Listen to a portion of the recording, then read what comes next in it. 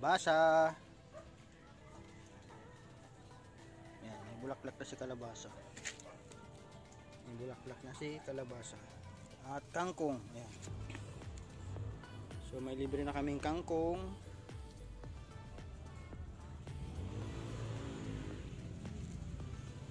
At sili, siyempre sili. Yan, nag-harvest ako ng 3 pirasong sili. Tapos mayroon pang mga sonto bulaklak na at magmunga. Mga sili rin. Yan. At siyempre ang aking malagong tanglad.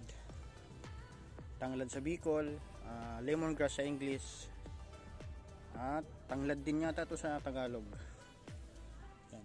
Ito mayroon pa ditong kalabasa pa. Ayan. Okay. Yan yung aming mini garden. Siyempre may mga talbos din ng kamuti. Yan, na bagong pitas nga lang pala mga talbos ng kamuti dito. Napitasan namin. Pero kunti-kunti lang yung talbos. Yan dito. Yan, talbos ng kamuti.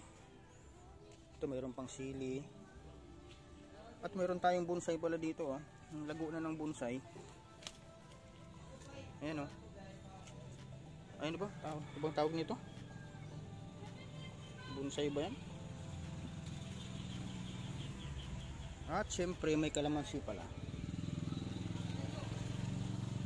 Ayan, mayroon tayong kalamansi dito. Libre na rin. Ayan, gagamit. Pitas na lang. Namumulaklak pa sila. At may ibang bunga na rin yan. Ayan. Tapos may mais pa. Kaya lang payat. So mayroon tayong mais dito. Ayan, may bunga na nga pala. Ayan, may bunga na yung mais. May bunga na yung mais. Ayan, may bunga na yung mais. May bulaklak pa. Ay, may pabuhok-buhok pa. Dalawa. Ay, mayroon pa sa baba. Ayun o, mayroon pa sa baba. Maliit lang. Kalamansi. Ito pwede nang i-harvest yung kalamansi o.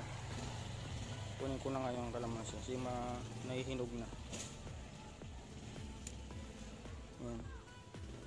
Tapos meron ding naligawan na alugbati. Ayan o. Alugbati. Okay, sundan dito to sa rooftop namin.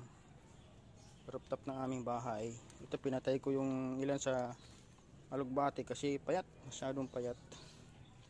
Ay, meron pang kalamansi doon. Tapos siyempre ang aking favorite. Yan, libas. Yan, libas guys oh. So yung mga karelate nito, Kabisayaan man or Kabikulan o kahit mas Mindanao. Yan. So panlaga, ito yung panlaga ko ng pang-asim pala. Yan, pang-asim sa nilaga. Yan, lago na yan guys oh. Yan. So tinanim ko yan dyan sa drum na malaking drum na yan. So nung napasyal kami ng Sambales, so nakita ko yung pungo na yan. So nabayad ko yung pungo yan sa to tabi-tabi ko, balik ko pinsan na mo ay net ko. At ayan, tinanim ko dito. Yan, napapaganabangan ko na. Yan, napapaganabangan na namin, pati kapitbahay at mga customer ko nanghihingi dyan. Yan. Siyempre mayroon tayong malunggay dyan. Ayun, malunggay. Okay, ano pa? Ano pa ba? Okay, yun ang aking munting ano dito. Munting garden. So, kumbaga wala lang, trip-trip lang. Yung mga scrap namin sa kusina na mga nabubulok na pwedeng pang fertilizer. So, yun. Nilalagay ko dyan. Katulad yan, oh. Yung mga buto nga, may mga ano ng mais dyan, oh. Ayan. Ganon din to. Yung mga scrap ng mga patula, kalabasa o talong, yung mga scrap ng mga nabubulok. Yan, dito pa oh. Tapos kung ano-ano pa. Basta yung mga nabubulok na bagay galing sa kusina. Ayan. Mayroon pala tayo dito ayan oh, aloe vera. Ayan, may pinya.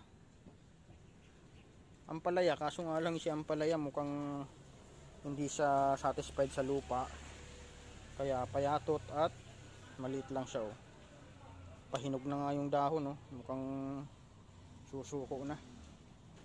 Ayan. Oh, okay, so wala lang, video lang habang nag harvest ako ng sili.